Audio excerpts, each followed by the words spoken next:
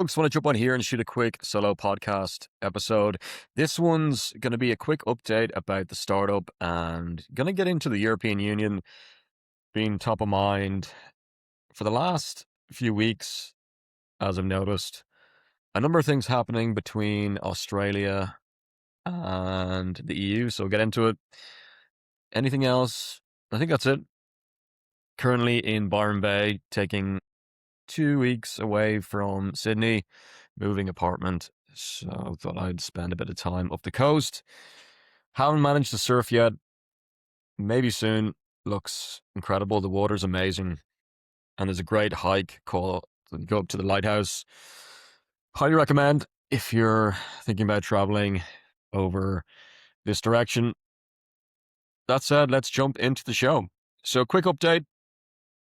The business Fluxium AI, myself and my co-founder, Matthew Gamlin. Things are going well. We're still in fish burners, trying to navigate the raising money space in New South Wales and beyond, trying to figure out the best ways for pre-seed capital. So if you know anyone, connections that be open to having a conversation, feel free to let us know. Also brought on a CTO.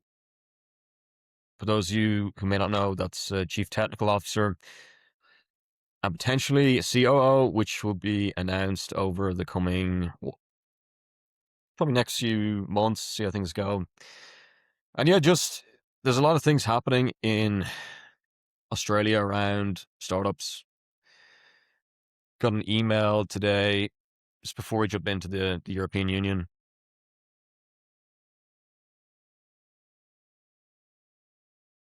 Sec.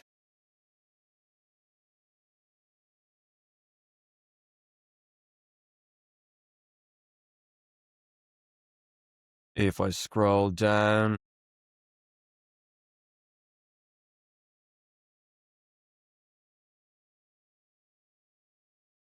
can't find it now. This is great. Uh,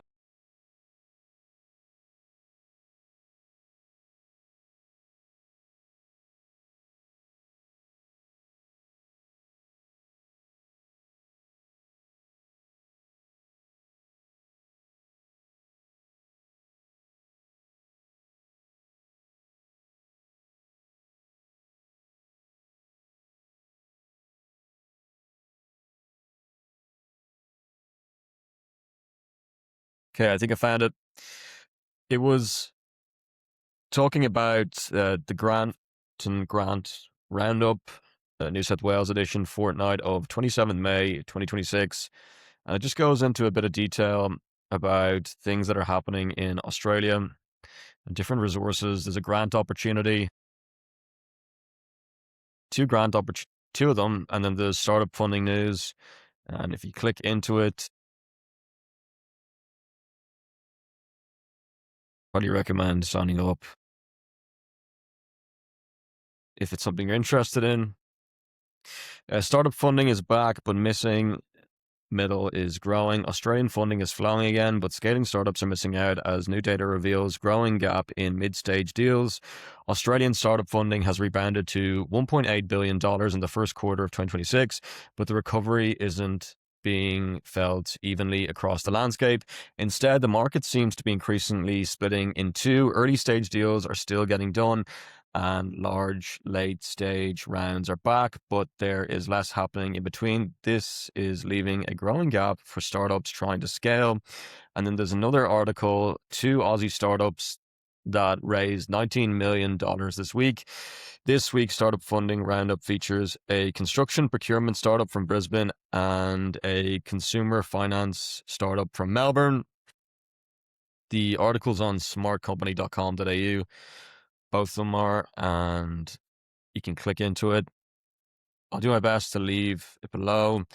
The deputy editor, Tegan Jones, she's writing a bit about two companies. The names are Procurement Pro, 15 million, based in Brisbane, construction procurement startup.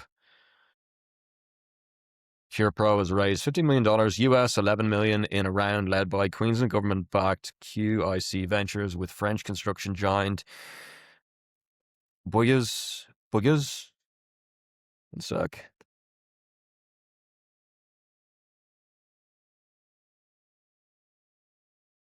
Bowiga. Excuse me.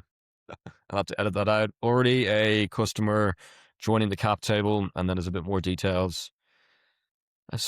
The round values the 6-year-old company at more than 110 million. That'd be AUD, US 80 million, and drew existing backers. And there's a bit about different firms that are in the deal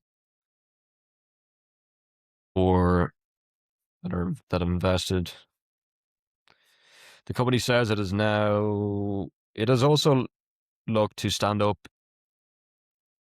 its first US office while scaling its existing offices in Brisbane, London, and Dubai. The company says it has now been deployed across more than 6,000 projects globally. Extraordinary Money XMO, they raised 4 million. A group of former Upbank staff has raised 4 million in pre-seed funding for a new Melbourne startup, betting that agentic AI will fundamentally change how consumers manage money. Extraordinary Money, also known as XMO, was co-founded by former Up Chief Product Officer Anson Parker and payments executive Sam Mendelsohn. I think got his name correct, pronunciation. The round was led by there's a couple of different companies.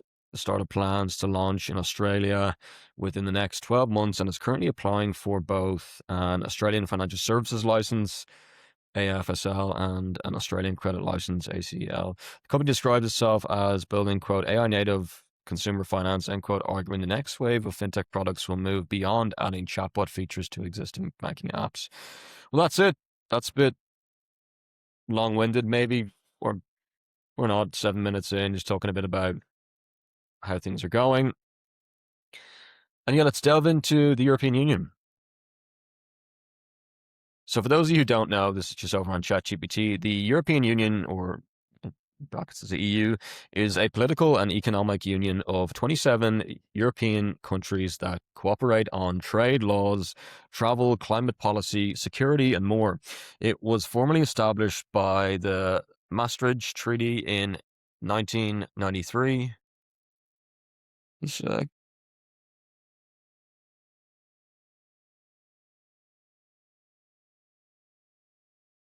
And for those of you that don't know, this is thought in secondary school and over in Ireland anyway, but and probably around Europe.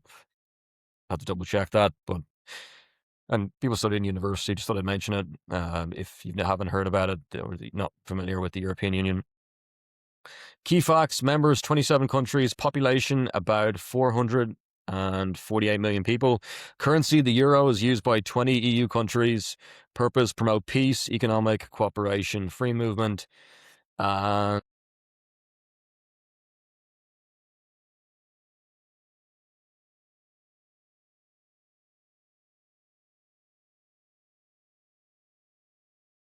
shared standards across Europe.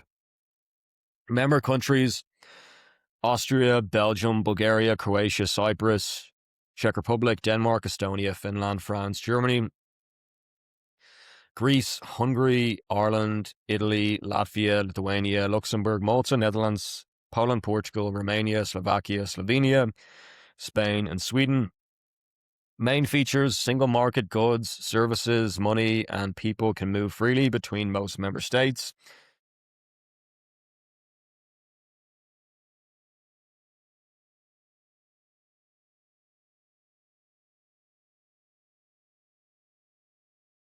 And then there is the Schengen area. Many EU countries have passport-free travel between them. European Parliament citizens vote for representatives every 5 years. European Commission proposes and enforces EU laws. European Central Bank manages the euro and monetary policy for Eurozone countries. Why it was created: after World War II, European countries wanted closer cooperation to prevent future wars and strengthen economies. Early cooperation began with coal and steel agreements in the 1950s before evolving into today's EU. Official resources: there's the European Union official portal and the European Commission. Just a quick visual overview shown here, which I'd love, maybe I'll add it. Yeah, I'd love to maybe, yeah, probably add it below in the description if I can. It just, there's a difference between the EU versus the Eurozone versus the Schengen area.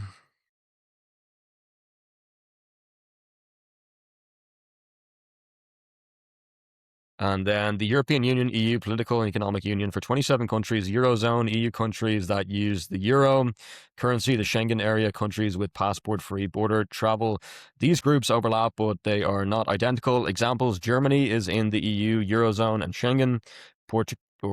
Poland, is in the EU and Schengen, but not in the Eurozone.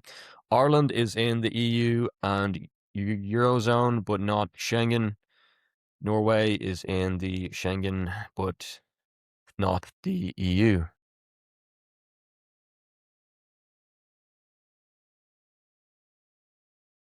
Just go back. Brexit. Brexit was the withdrawal of the United Kingdom from the EU in 2020 after a 2016 referendum. Main EU institutions, European Parliament elected by EU citizens, the European Commission executive branch proposing/enforcing laws, Council of the European Union represents member governments. European Central Bank manages the euro. And then there's some official websites of the European Union, European Commission, and European Parliament. Countries that may join the EU in the future. Several European countries are officially candidates or potential candidates for membership in the European Union. Official candidate countries, Ukraine, Moldova, Albania, Montenegro, North Macedonia, Serbia, Bosnia and Herzegovina, and Turkey. Potential candidate, Kosovo. Joining the EU usually takes many years because countries must align laws, democratic standards, and judicial systems and economic policies with EU requirements. Advantages often associated with the EU: economic, free trade inside the single market, easier business across borders, shared consumer protections, stronger collective bargaining power globally, travel and work, freedom to live, study, and work across many EU countries, passport-free travel in most of Europe most of Europe through Schengen, presuming that maybe Ireland isn't in it due to the fact it's an island. So they use passports for border control. I have to double check. Political and a security cooperation, joint climate policy, coordinated sanctions and diplomacy, research and education funding programs.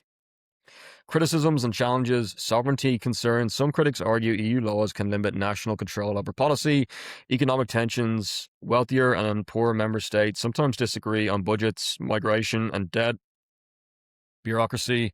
The EU is often criticized as complex and slow-moving. Migration and border policy. Migration policy remains politically sensitive across Europe. Australians traveling in Europe. For Australians, it's on ChatGPT, by the way, you can generally travel visa-free in the Schengen area for up to 90 days within a 180-day period. The upcoming ETIAS, Electronic Travel Authorization System, is expected to apply before entering many European countries once fully implemented. And then there's an article here, EU travel information for Australians. Origins after World War II, which you talked about briefly. The EU evolved from post-war cooperation designed to prevent another major European conflict, which is great. But yeah. Key milestones: 1951, European Coal and Steel Community, 1957, Treaty of Rome, 1993, Maastricht Treaty, or the Maastricht Treaty officially creates the EU. 2002, Euro banknotes and coins introduced. 2020, Brexit completed. And then there's links to the Treaty of Rome and the Maastricht Treaty. Life inside the European Union. Living in the EU can feel similar to living within one large connected region, although each country still keeps its own language, culture, education system, and government. Free movement. Citizens of EU countries can usually live in another EU country, work without a separate work visa, study abroad, and retire in another member state. For example, someone from Spain can move to Germany for work with relatively little bureaucracy compared with moving between non-EU countries. The euro is one of the world's major currencies. Countries using the euro share one central monetary authority, coordinated interest rates, and common bank note/coin designs. The euro is managed by the European Central Bank in Frankfurt. Not every EU country uses the euro. Examples: France uses the euro, Sweden uses the Swedish krona, Portugal, or I keep saying, I don't know why I mentioned Portugal. Poland uses the zloty.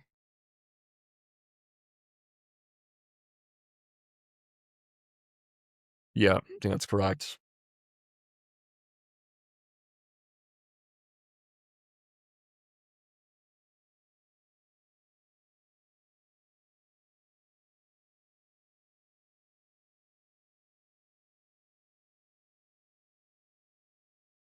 Moments.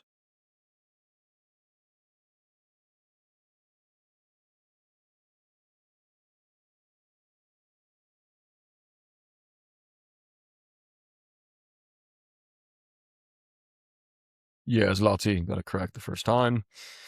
Major EU cities, important political and financial centers inside Europe. Brussels, headquarters of many EU institutions. Strasbourg, European Parliament sessions. Luxembourg City, EU courts and administration. Frankfurt, European Central Bank.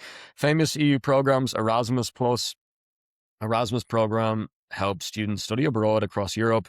The Schengen area, which we talked about, the Schengen area allows border-free travel across much of Europe. Green Deal, the European Green Deal aims to reduce emissions and transition to cleaner energy. Interesting facts: the EU has 24 official languages. The EU received the 2012 Nobel Peace Prize. The EU's flag's 12 stars do not represent the number of countries. They symbolize unity and harmony. Denmark has opt-outs from some EU policies. Iceland and Norway are closely tied to the EU economy despite not being members. I think we're over the 15 minutes, but hopefully it's okay. We're on 17. Try to keep this 15 minutes. Just the EU compared with the United States and Australia. Features of the structure: the European Union is a union of 27 countries. The United States, one federal country. Australia, one federal country. Feature population of the European Union, approximately 448 million. United States, approximately 340 million. Australia, approximately 27 million. Currency: European Union, with a feature currency: European Union, euro in many members. United States, US dollar. Australia, Australian dollar.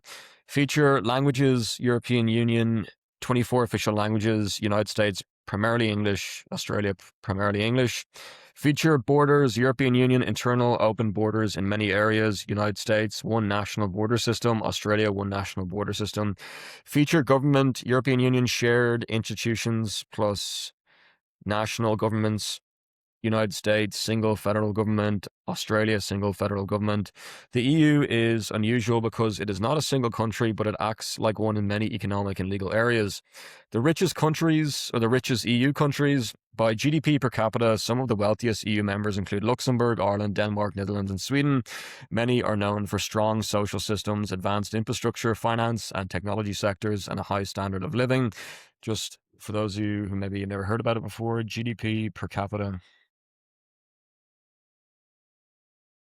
is a gross domestic product, GDP per capita, which we talked about in the podcast before, a key economic metric that measures the total value of all goods and services produced in a country or region divided by its population. It is widely used to estimate the average economic output per person and compare living standards between regions.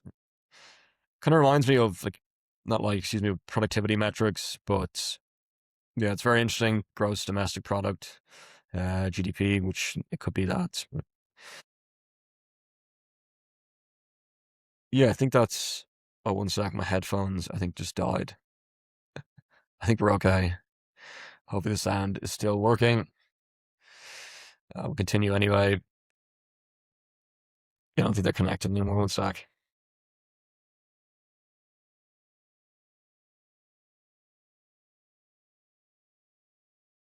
Um, is widely used to estimate the average economic output. We already talked about that. How it is calculated. The metric is calculated using a straightforward mathematical formula: GDP per capita, gross domestic product, GDP over total population. We talked about this. The numerator, the total monetary value of all finished goods. We talked about that. Key limitations. While it is an excellent tool for tracking economic growth, it is important to understand that what GDP per capita does not measure. It is not personal income. It represents average economic output, not median personal income, and does not reflect how wealth, is actually distributed among the population. It ignores the cost of living. Nominal GDP per capita uses current exchange rates, meaning it does not adjust for inflation or local purchasing power. Quality of life, it does not account for environmental health, social equity, or overall human well-being. Local context, Australia. For context, Australia's GDP per capita generally hovers around 65 to 66,000 USD. When looking closer to home, GDP per capita varies significantly across Australia's capital cities. Sydney generally leads all major capitals with a GDP per capita of approximately $84,700, followed by Perth at $72,800 and Melbourne at $70,500. That source is Statista. Compare global statistics to see a country's rank and adjust for purchasing power. You can explore the World Bank GDP per capita or the IMF economic outlook to review international economic performance. Let's continue. We'll finish up in a sec. EU and NATO. The EU and North Atlantic Treaty Organization, NATO, are separate organizations. NATO is a military alliance. The EU is mainly political and economic. Most EU countries are also NATO members, but not all. Austria is in the EU, but not NATO. Turkey is in NATO, but not the EU. Recent events, especially the war involving Ukraine and Russia, have increased European defense cooperation. Best known European destinations, popular destinations inside the EU include Paris, Rome, Amsterdam, Barcelona, Santorini, Prague. Europe is popular with Australians because flights between countries are short and train networks are extensive. Europe before and after integration. After World War II and during the Cold War, Europe was more divided. Border controls were stricter and economies were less integrated. European integration gradually increased trade, mobility, shared regulations, and diplomatic cooperation. The fall of the Berlin Wall accelerated expansion into Eastern Europe. So this is a lot for covering, so I'll probably finish up now in a sec. One big thing about the European Union, one big takeaway from the podcast today. One of the biggest things about the European Union is the single market. The EU single market allows goods to move freely, people to travel and work freely, services to operate across borders, and money/capital to move easily between member countries. This is often called the, quote, four freedoms, end quote. Why it matters: a company in Germany can sell products easily to France or Italy without many custom barriers.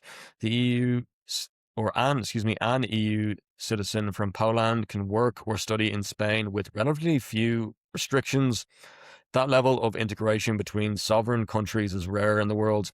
Another huge thing, peace and cooperation. The EU was also created to reduce the chance of another major European war after World War II. Countries that historically fought many wars became economic and politically connected instead. That transformation is one reason the EU received the Nobel Peace Prize in 2012. In simple terms, the EU is basically 27 countries acting together like one large economic area while still remaining independent nations. That combination, of open borders, shared laws, massive trade, and political cooperation is what makes the EU one of the most influential organizations in the world. I think it's fascinating. Just wanted to come in here and talk about it today. I think the last thing I would say is I think the European Union is America or the US largest trading partner as well, but we'll talk about that another day. Maybe we'll get onto the US, but let's stick with Europe and the EU. And the one big thing is, in simple terms, the EU is basically 27 countries acting together like one large economic area while still remaining independent nations. That combination of open borders, shared laws, massive trade, and political cooperation is what makes the EU one of the most influential organizations in the world. And that's it, just over the 15 minutes, 25 minutes. Maybe we'll edit it down. And yeah, feel free to stay tuned for more updates about the startup in Sydney. Trying to keep it going as best as possible. Think things are going well. Just going to raise some pre-seed capital. And that was a bit about the European Union. And feel free to follow along on LinkedIn or over on Instagram, some clips there. And yeah, that's that. Have a wonderful rest of your day. And thanks for listening.